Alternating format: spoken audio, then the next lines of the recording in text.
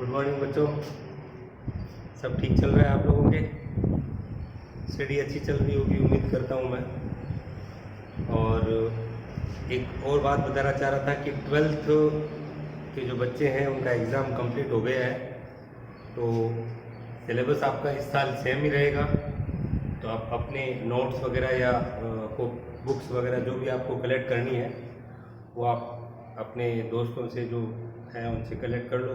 पुरानी वाली बुक्स आप ला सकते हो, और शायद बाज़ार में नई बुक्स भी मिल रही है, वो भी आप लोग ले आए होगे, या नहीं तो ले लो आप बाज़ार से, भी आ गई है बाज़ार में। और चैप्टर सेकंड लगभग कंप्लीट होने पर है, आगे हम कंप्लीट कर रहे हैं अगला टॉपिक।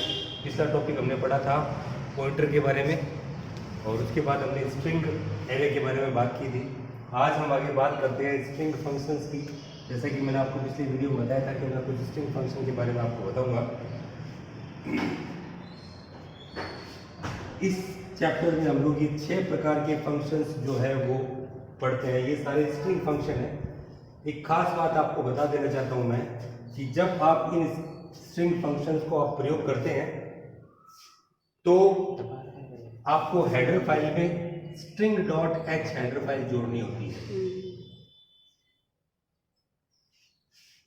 string.h ये एक हेडर फाइल है जो कि हैश इंक्लूड के साथ आप सब प्रोग्राम में सबसे ऊपर लिखते हैं।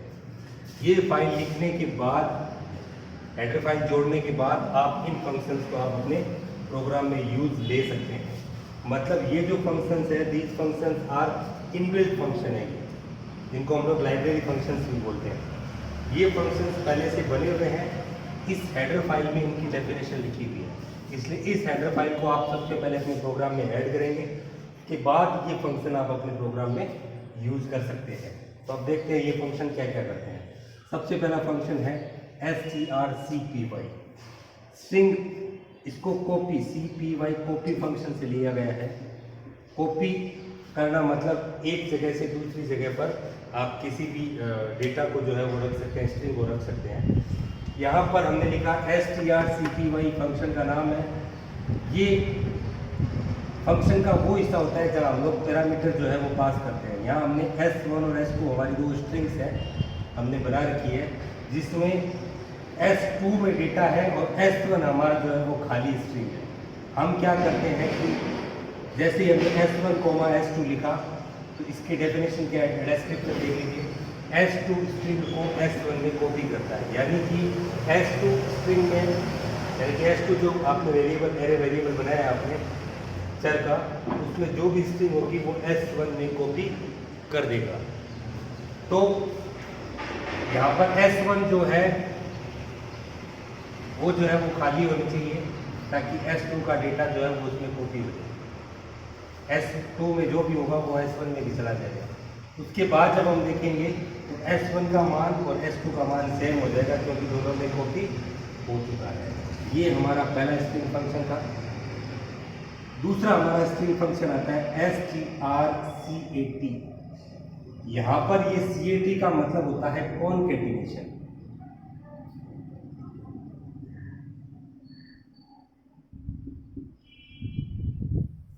मैं निवेदन करूंगा कि थोड़ा जूम कर दें। यहाँ पर कॉनकैटिनेशन वर्ड से ये कैट लिया गया है। इस कैट का मतलब होता है कि एक स्ट्रिंग के पीछे दूसरी स्ट्रिंग को जोड़ना। यहाँ पर हमने लिखा है s1, s2। s1 भी एक स्ट्रिंग है, s2 भी एक स्ट्रिंग है जिसमें कुछ डेटा है हमारा लिखा हुआ है। s2 स्ट्रिंग को s1 स्ट्रिंग के अंत में जोड़ता है, यानी कि s2 स्ट्रिंग में हमारा जो कुछ भी वर्ड होगा, जो कुछ भी स्ट्रिंग होगी, उसको s1 के पीछे जोड़ेगा। सपोज मान लो s1 बराबर था राम और s2 बराबर था चंद्र। हमने कहा s1, s2, इसको हमने strcat कैट किया। जैसे ही हमने ये किया, करते ही अब जो होगा वो s1 के अंदर ये चंद्र भी पीछे इसके जुड़ जाएगा। जब हम s1 को प्रिंट करेंगे, अब s1 का मान हो जाएगा राम चंद्र। तो इस तरह से ये चंद्र जो था वो s2 में भी पड़ा है, और ये चंद्र यहाँ से कॉपी होकर के और इसके पीछे पीछे भी जुड़ गया, यानी कि अब S1 हो गया रामचंद्र और S2 हो गया काली चंद्र। तो ये सेकंड स्ट्रिंग होती है। थर्ड हमारा स्ट्रिंग फंक्शन होता है strlen। इस len का मतलब होता है लेंथ, और लेंथ को हिंदी में बोलते हैं लंबाई। इसमें देखिए आप, इन दोनों में दो स्ट्रिंग्स थी, लेकिन इसमें खाली एक स्ट्रिंग हमने लिखा है। इसमें लिखा है क्योंकि ये फंक्शन हम जो भी स्ट्रिंग देंगे उसकी लंबाई बता देगा कि उसके अंदर कितने अक्षर हैं, how many characters are available in that particular string. तो ये स्ट्रिंग 1 की लंबाई ज्ञात करता है। इस फंक्शन में केवल एक ही वेरिएबल, एक ही पैरामीटर पास करना होता है। सपोज मान लीजिए आपका कोई S1 स्ट्रिंग है, उसका नाम है माना कंप्यूटर, और फिर एक बीच में स्पेस है, और फिर हमने लिखा साइंस।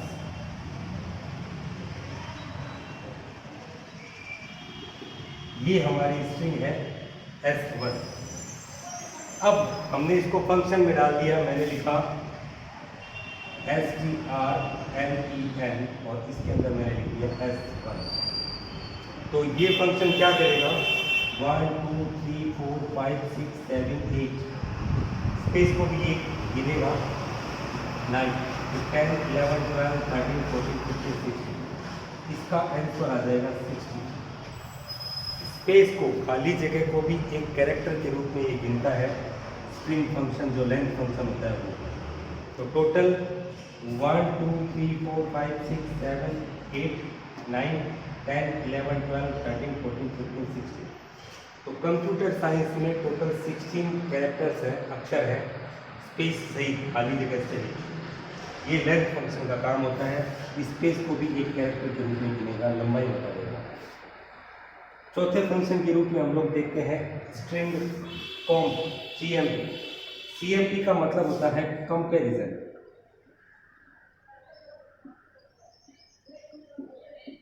कंपैरिजन का मतलब होता है तुलना करना।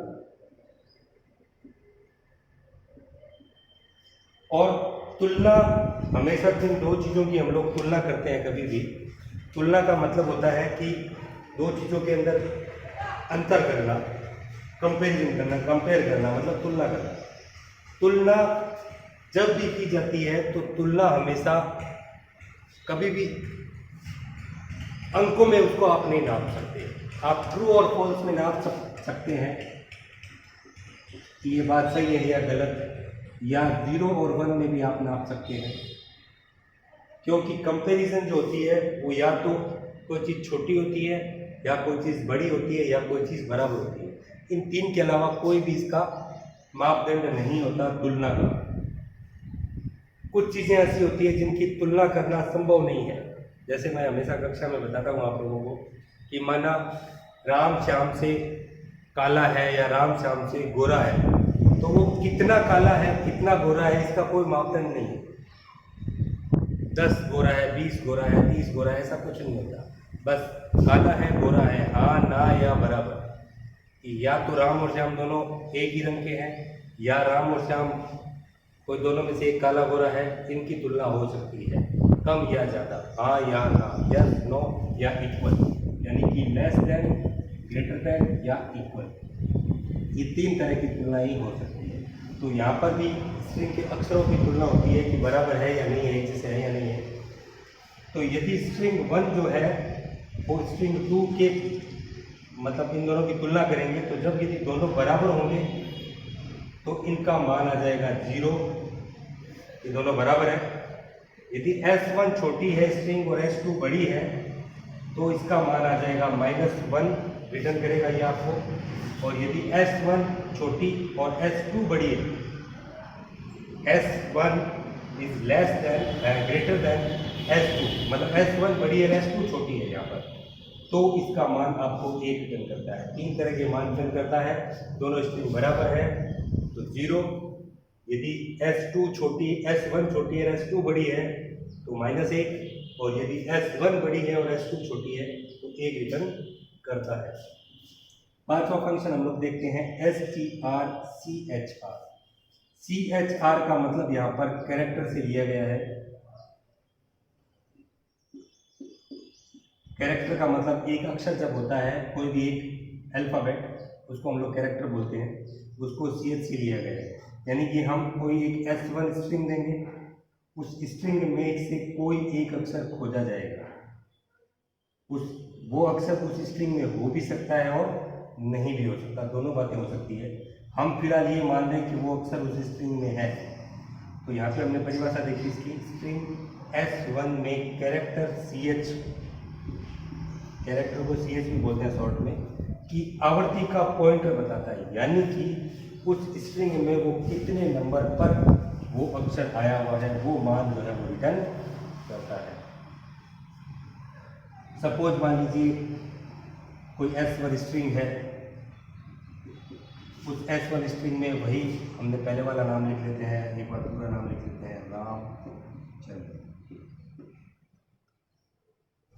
यहाँ पर अक्षर को भी काउंट करना है, ध्यान करें। यहाँ पर हम लिखेंगे 1 2 3 4 5 6 7 3 4 को स्पेस को 4 5 6 7 8 9 10 और 11। ये 11 कैरेक्टर्स हैं जिसमें स्पेस भी शामिल है। और माना हमने लिखा कोई CH लिखा A,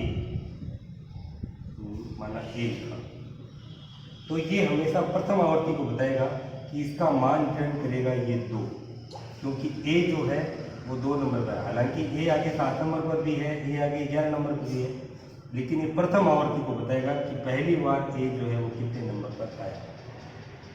हालांकि A तीनों ही है, 1 2 3 तीनों ही A हैं, लेकिन पहली बार जो आया है उसकी आवर्ती बताएगा, मतलब मान रिटर्न करेगा 2। इस तरह से इसने ये कैरेक्टर को खोजा इसके अंदर। उसके अलावा आगे एक प्रोग्राम भी अपने टीचर्स देखेंगे इसके बाद में। छठा और अंतिम हमारे फंक्शन कोर्स में जो है वो है STR। STR का मतलब होता है स्ट्रिंग। ये भी एक स्ट्रिंग, ये भी एक स्ट्रिंग। किसी एक स्ट्रिंग में दूसरी स्ट्रिंग को खोजना इस फंक्शन का काम होता है कि वो स्ट्रिंग उस दूसरी लिखी हुई स्ट्रिंग है वो पहली स्ट्रिंग में है या नहीं। स्ट्रिंग का मतलब मैंने सबसे पहले आपको बताया था कि अक्षरों का समूह स्ट्रिंग कहलाता है। बहुत सारे कैरेक्टर्स मिलकर स्ट्रिंग बनाते हैं, जैसे कोई नाम, कोई एड्रेस, कोई सब्जेक्ट का नाम, बहुत कुछ। यहाँ पर वही चीज़ है, S1 S2 दो स्ट्रिंग हमें देनी है। S1 भी स्ट्रिंग है, S2 भी स्ट्रिंग है। ये थोड़ी छोटी स्ट्रिंग हो सकती है, ये बड़ी स्ट्रिंग, ताकि इसमें खोजा जा सके। स्ट्रिंग S1 में स्ट्रिंग S2 की पहली आवृत्ति का पॉइंटर बताता है, यानी कि स्ट्रिंग 1 में स्ट्रिंग 2 जो हमने बता रखी है उसका पहला अक्षर कहाँ से शुरू हो रहा है ये बताएगा। माना S1 बराबर वही मैंने लिखा राम स्पेस चंद्र। ध्यान दें प्लीज बोर्ड पर, रामचंद्र। और S2 में मैंने कहा कोई स्ट्रिंग दे दी, मैंने कहा चंद्र। मुझे S1 स्ट्रिंग में ये कहाँ से शुरू हो रहा है वो बताना है, तो अब मैं नंबरिंग करता हूँ। स्पेस दिया हुआ है या नहीं है वो आपके ऊपर डिपेंड करता है। मैंने स्पेस दिया है इसलिए मैं इसको भी एक वर्ड गिनूंगा, एक कैरेक्टर गिनूंगा। 1 2 3 4 5 6 7 8 9 10। इसका तो ये STR फंक्शन है, इसमें वही मैंने लिखा S1, S2। इसका आंसर आ जाएगा, चंद्रा कहाँ से शुरू हो रहा है, 5 नंबर से शुरू हो रहा है, इसका मान आ जाएगा 5। कि राम खाली जगह चंद्रा जो नाम लिखा है मैंने, उसमें जो S2 स्ट्रिंग चंद्रा जो है वो 5 नंबर पर रिटर्न हो रही है, मतलब 5 नंबर से स्टार्ट हो रही है। कैरेक्टर गिनेंगे 1 2 3, खाली जगह वो देख पाएंगे 4, फिर 5 नंबर से शुरू हो रही है। इसका पहली आवृत्ति यानी कि चंद्रा की पहली आवृत्ति 5 से शुरू हो रही है, इसलिए 5 मान रिटर्न करेगा, 5 वैल्यू रिटर्न करेगा। तो इस तरह से हमने देखा कि ये 6 फंक्शन हम लोगों के कोर्स में है। नोट्स के रूप में ये आप बनाना, जो मैंने ब्लू पेन से आपको लिखे हैं। मैं आपको बता रहा था STR का मतलब स्ट्रिंग, इसका मतलब भी स्ट्रिंग। तो S1 स्ट्रिंग, S2 स्ट्रिंग, ये पूरा ये 6 हमने इसके अंदर पढ़े हैं हम लोग। एक आपको जस्ट इसके बाद आपको एक प्रोग्राम समझा रहा हूँ मैं, और फिर हमारा स्ट्रिंग जो टॉपिक है वो कंप्लीट हो जाएगा। इस सारे को आप नोट डाउन कर लें, मैंने अभी पहले भी बताया। जो ब्लू अक्षरों में लिखे हुए हैं, ब्लू पेन से लिखे हुए हैं, उनको भी आपको थोड़ा सा अपनी जानकारी के लिए लिखना है। साइड में अलग से कोष्टक में आप लिख सकते हैं अपनी याददाश्त के लिए, अपनी समझ के लिए। और एग्जाम्पल भी कुछ आपको दिए हैं, कुछ एक प्रोग्राम और लिख रहा हूँ, उसमें आ जाएंगे। सॉरी बच्चों, ये माइक लगा नहीं पाया था, इसलिए मैं वापस सारी चीज़ें बता रहा हूँ कि हम स्ट्रिंग फंक्शंस के बारे में पढ़ेंगे, जिसके अंदर हमने कुछ स्ट्रिंग फंक्शनों का प्रयोग किया है। str, cpy, cat और लेंथ फंक्शन, 3 फंक्शनों का हमने प्रयोग किया है। सबसे पहले हम प्रोग्राम जब शुरू करते हैं तो हेडर फाइल जोड़ते हैं stdio.h। ये stdio.h का पूरा नाम होता है standard input output. Standard input output header file है। एक हमने थोड़ी देर पहले आपको बताया था string.h हेडर फाइल का हम लोग प्रयोग करते हैं। वो इसलिए क्योंकि हमने स्ट्रिंग फंक्शनों का प्रयोग किया, इसलिए ये हेडर फाइल, और क्योंकि हमने printf या scanf फंक्शनों का प्रयोग किया, इसलिए ये हेडर फाइल। इन दोनों को हमें ऐड करना पड़ता है। फिर हमने मेन फंक्शन बना के स्टार्ट किया। इसके अंदर हमने 3 एरे बनाए हैं स्ट्रिंग वेरिएबल के। पहला मैंने एरे बनाया है string 1, 12 साइज भी। इसके अंदर एक hello word, hello string store की, कैरेक्टर प्रकार का बनाया। दूसरा भी कैरेक्टर मतलब अक्षर है, string 2 नाम दिया, 12 साइज हेलो वर्ड। यहाँ मैंने आपको एक बात बता रहा था अभी कि जो मैंने साइज दी है उससे कम अक्सर ही स्टोर कर सकता हूँ, उससे ज़्यादा नहीं कर सकता। 12 दिए हैं तो 5 तो कर सकता हूँ, कम है। 12 से ज़्यादा अक्सर नहीं होना चाहिए। यहाँ पर भी ये 12 स्ट्रिंग है, इसने 6 स्टोर किए। 6 कैसे? 5 तो ये और एक वही /0 तो मैं आपको शुरू में बताया। इसमें /0 एक नल भी, तो 6 तो इसमें ऑक्यूपाई कर लिया अभी। 5 ये और एक नल, इसमें भी 6, 5 अक्षर और एक नल। एक स्ट्रिंग मैंने बनाई स्ट्रिंग 3, इसको मैंने कोई भी स्ट्रिंग अलॉट नहीं की है, मतलब ये स्ट्रिंग 3 जो है अभी एकदम खाली है। एक मैंने इंटीजर नाम का, इंटीजर डेटा टाइप का एक वेरिएबल बनाया जिसका नाम दिया लेन। लेन वर्ड जो है वो लेंथ से लिया हमने। लेंथ का शॉर्ट फॉर्म हमने लेन ले लिया। इसको इंटीजर इसलिए लिया क्योंकि इसमें हम नंबर स्टोर करेंगे, इसलिए हमने लेंथ लिया, LN लिया। चलिए अब आगे स्टार्ट करते हैं। हमने सबसे पहला फंक्शन यूज किया strcpy। cpy मैंने पहले आपको बताया था कि कॉपी करने का काम करता है। स्ट्रिंग 3 में स्ट्रिंग 1 कॉपी हो जाएगा। 3 में तो कुछ है नहीं अभी, लेकिन 1 में है हेलो। हम ये चाहते हैं कि ये हेलो वर्ड जो है ये स्ट्रिंग 3 में आ जाए। तो पहला काम हमने जैसे ये किया, हमने अब इस काम को प्रिंट किया, मतलब हमारी स्क्रीन पर दिखाने के लिए, आउटपुट के लिए। इन्वर्टेड कोमा में हम जैसा लिखते हैं वैसा ही वहाँ प्रिंट होता है। और स्ट्रिंग को प्रिंट करने के लिए %s का प्रयोग करते हैं। जैसा कि मैंने आपको बताया कि ये डेलिमिटर्स होते हैं। %d इंट के लिए होता है, %f प्लॉट के लिए होता है। इसी प्रकार एक यहाँ पर हमने %s लिया, वो स्ट्रिंग के लिए। स्ट्रिंग जब प्रिंट करनी हो तो %s का प्रयोग किया जाता है। तो यहाँ पर हमने सेम फंक्शन का नाम सारा कुछ लिख दिया इन्वर्टेड कोमा में। जैसा मैंने यहाँ लिखा है वैसा ही आउटपुट में भी आएगा, इन्वर्टेड कोमा के अंदर। इन्वर्टेड कोमा यहाँ शुरू हो रही है, यहाँ शुरू हो रही है, यहाँ खत्म हो रही है। इसके बीच में जैसा था वैसा ही आएगा, केवल इस %s की जगह आ जाएगा वो स्ट्रिंग। इस कॉलन के बाद देखिए, यहाँ पर इस कॉलन के बाद हेलो वर्ड है, बिकॉज क्योंकि स्ट्रिंग 3 के अंदर हमने स्ट्रिंग 1 को कॉपी कर दिया था। 1 में था हेलो, तो 3 में भी हो गया हेलो। तो ये स्ट्रिंग 3 जब हमने प्रिंट किया तो यहाँ वर्ड आ गया हेलो। /n जो होता है वो नेक्स्ट लाइन के लिए होता है। 2 होते हैं, /n और /t। /n होता है नेक्स्ट लाइन और /t होता है टैब बटन के लिए। टैब 5 स्पेस 5 जगह छोड़ने के लिए टैप बटन का, मतलब थोड़ा गैप आ जाएगा बीच में, इसके लिए टैप बटन का होता है। लेकिन फिलहाल हमने स्लेश साइन प्रयोग लिया है, मतलब मैं नेक्स्ट लाइन में आ जाऊँगा। नेक्स्ट लाइन में हमने क्या काम किया, हमने अगला फंक्शन देखा strcat। कैट फंक्शन कॉन्केटिनेशन दो स्ट्रिंग को आपस में जोड़ता है, यानी कि स्ट्रिंग 1 स्ट्रिंग 2। यहाँ पर होगा क्या कि स्ट्रिंग 1 के पीछे स्ट्रिंग 2 जो है, सॉरी स्ट्रिंग 2 में जो भी डाटा है वो स्ट्रिंग 1 के पीछे जुड़ जाएगा। स्ट्रिंग 1 हमारी है हेलो, स्ट्रिंग 2 हमारी है वर्ड, यानी कि इसमें स्ट्रिंग 1 के पीछे ये वर्ड जाकर के जुड़ जाएगा। अब इसी बात को जब हमने प्रिंट किया, मैंने वही बताया इन्वर्टेड कोमा में जो जैसा लिखा है वो वैसा ही लिखा हुआ आ जाएगा यहाँ तक।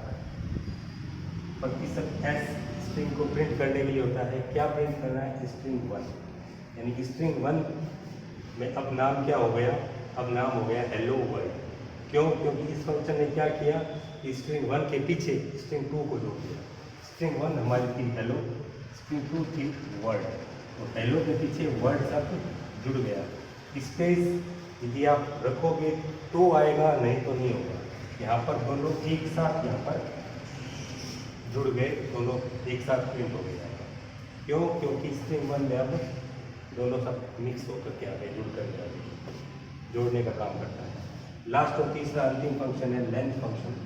लेंथ फंक्शन मैंने आपको बताया कि काउंटिंग करने का काम करता है, स्पेस होगा तो उसको भी काउंट करेगा।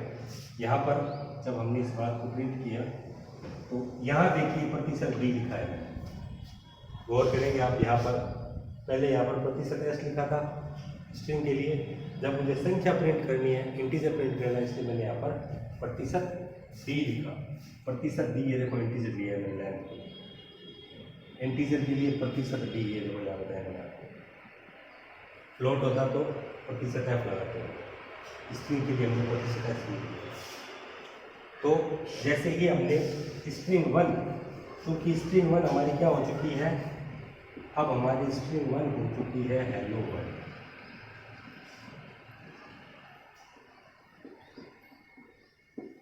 तो टोटल इसके अंदर 10 अक्षर आ रहे हैं, तो ये पूरा लाइन प्रिंट होकर के यहाँ पे आ गया 10। तो इसके अंदर टोटल 10 अक्षर है, खाली जगह हमने डाली नहीं है, इसलिए खाली जगह इसने काउंट नहीं की, टोटल 10 अक्षर इसने काउंट करके दी। ये इस प्रोग्राम का आउटपुट है। आप अपनी नोटबुक में इस प्रोग्राम को नोट करें। स्ट्रिंग फंक्शन के प्रयोग करने का एक प्रोग्राम ये है। चैप्टर 2 में केवल अब एक आध चैप्टर ही, एक आध टॉपिक की ओर बचा है, वो हम कल कंप्लीट करके कल से अपना अगला चैप्टर जो है वो तीसरा चैप्टर हम लोग स्टार्ट करेंगे। स्टिल देन खुश रहो, मस्त रहो, पढ़ाई करो और ध्यान रखो।